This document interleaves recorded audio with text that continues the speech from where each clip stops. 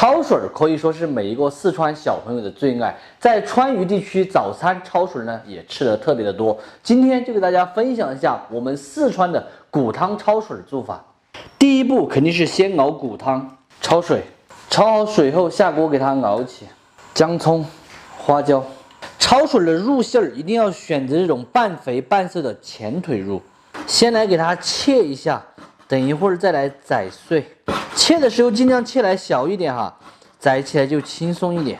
宰的时候记得来上一点姜葱到里面一起宰，这样子吃起来口感才好。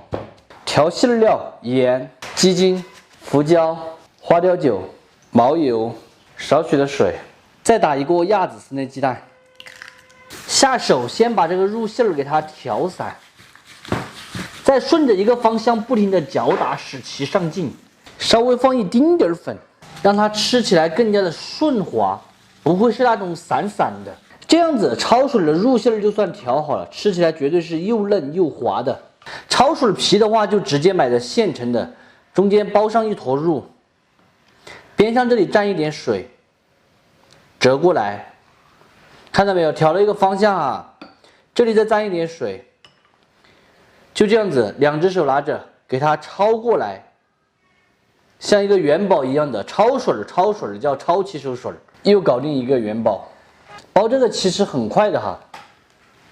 来调味一点盐、鸡精，丢点葱花，一丁点猪油。这个汤呢也已经熬好了，今天晚上就吃这个汤，肉的话留着明天中午吃。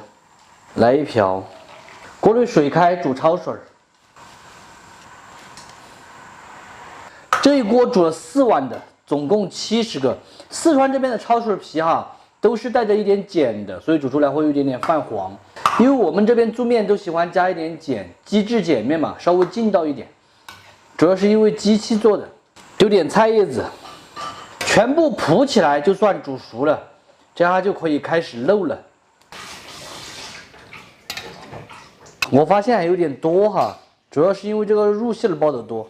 汤汁不够，再加一点骨头汤。等一会儿吃完焯水还可以喝汤，这种做法的话就很适合在家里面吃，又简单又美味。当然也可以把它煮成干拌的，煮成红油的，或者煮成回锅入味道的都行。看起来就是食欲满满的哈，你们饿了没有？饿了的话就自己拿筷子夹。已经煮好了，等着他们三娘娘回来可能都融了。吃起来有滋有味的，还准备了2个蘸水。这个也蘸。因为这个老本他吃带点辣椒的。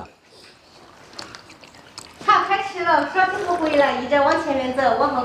给大家看一下这个小朋友的造型，今天是熊婶婶的，是不是？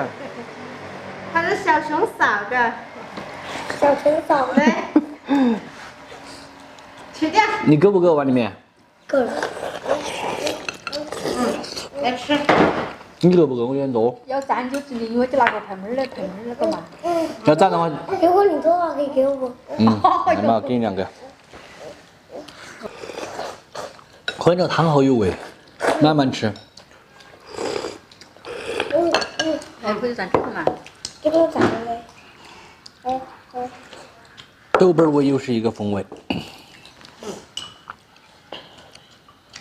来，还是感觉不但好吃。啊？这个烧水还是感觉不但好吃。肯定的，不但有原汤的鲜味。